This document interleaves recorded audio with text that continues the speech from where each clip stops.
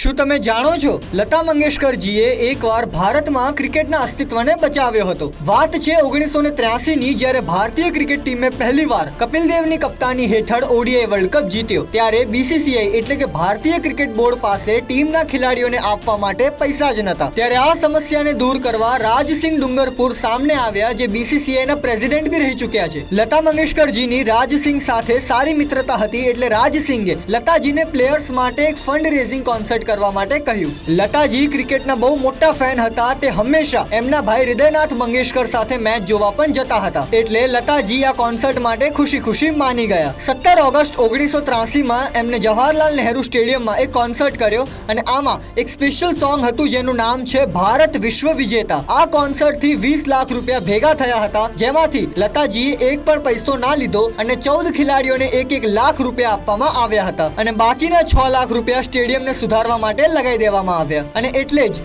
BCCI લતાજીની મૃત્યુ સુધી દરેક સ્ટેડિયમમાં એમના માટે 2 વીઆઈપી ટિકિટ્સ જરૂરથી રાખતા હતા। લતાજીની આ મહાનતા વિશે તમારું શું કહેવું છે, કરો કમેન્ટ।